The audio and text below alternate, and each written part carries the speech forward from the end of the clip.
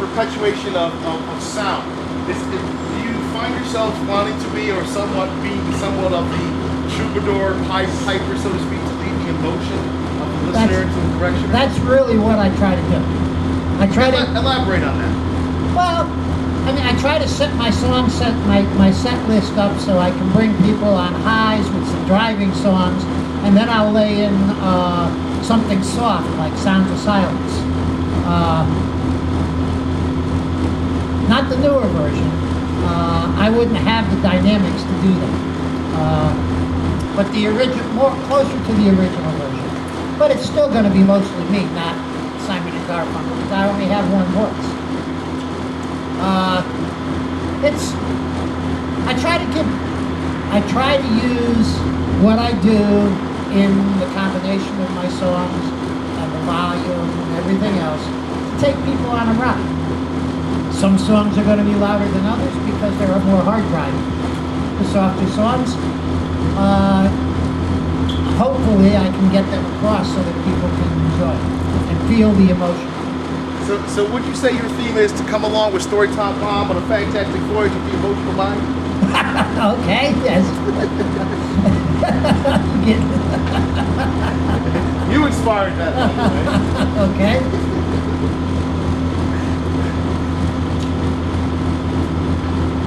Oh, yeah. So, I don't know. I'm pretty simple and straightforward. I do tell stories about the songs that I sing. Sometimes it's facts, little known facts that people might not have heard. Sometimes it's the reason why I play the song. And sometimes it's just a little history as to why the song might have been written.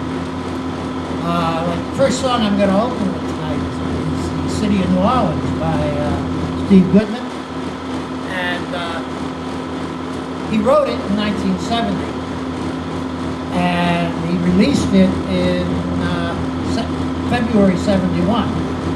And he was writing and singing about passenger trains and their fading away as a form of transportation, primarily because the federal government was subsidizing freight traffic on the trains, but not passenger traffic. Well, now I don't think the song had anything to do with it, but in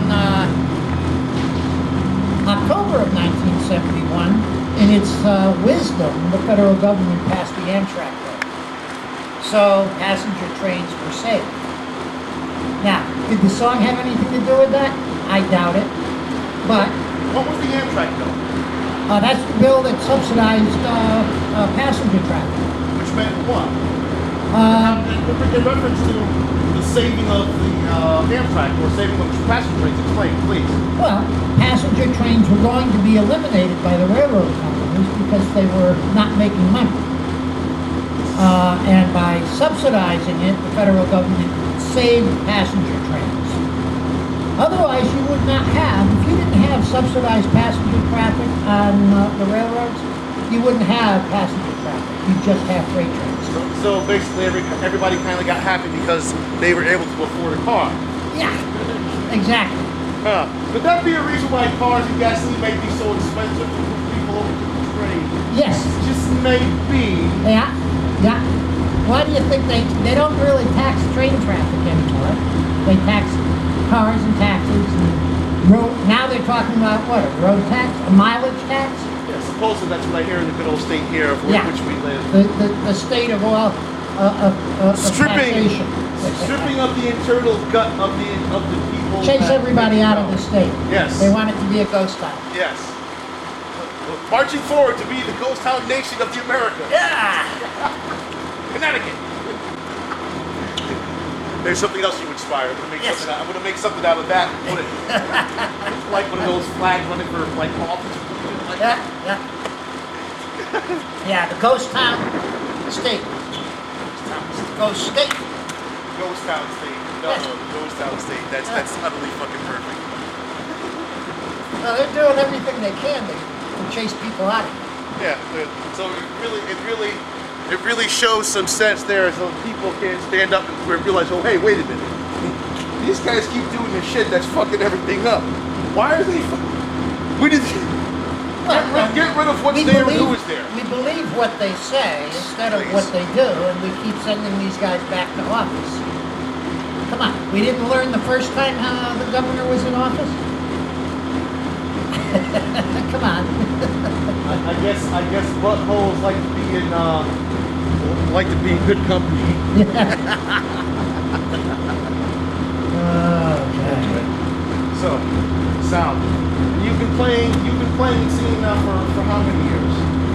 Okay. Well, I started playing when I was 8 years old, and I started singing when I was 12. And I'm 68 now.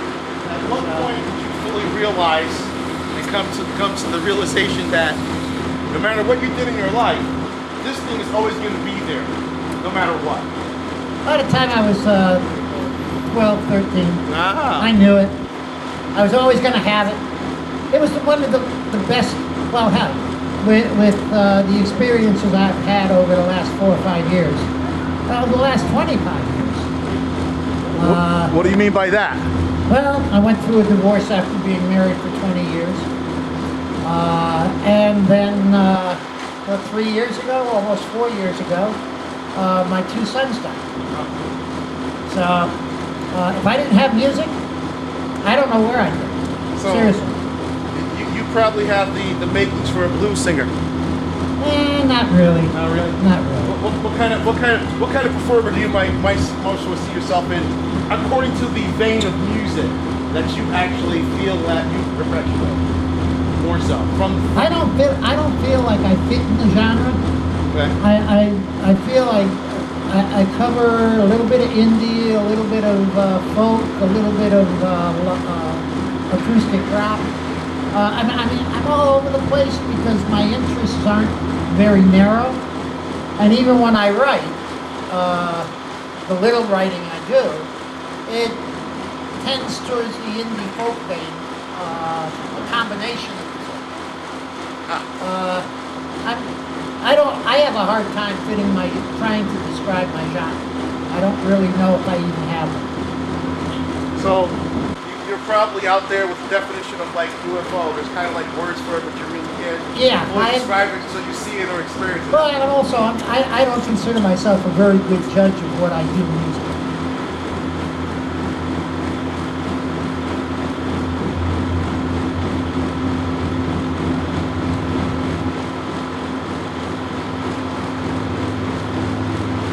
So I'm going to start the afternoon off with a song written by Steve Goodman about trains. In fact, the passenger trains were disappearing when he wrote the song. They were being canceled left and right.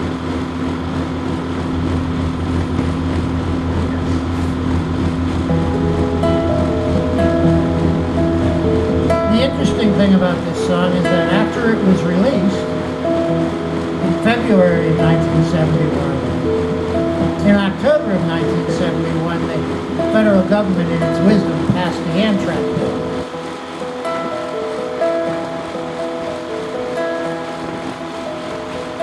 The song also provided the name for a television show that's still on the air. The name of the show didn't come from the title of the song, it came from the first line of the chorus. Riding on the city of New Orleans, Illinois Central Monday morning rail. 15 cars and 15 restless riders, 3 conductors and 25 sacks of mail. All along the southbound Odyssey, the train pulls out of Kankakee. Roll along past houses, farms and fields.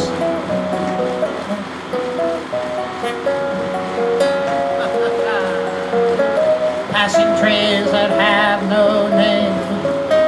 Great yards full of old black men and the graveyards of rusted automobiles.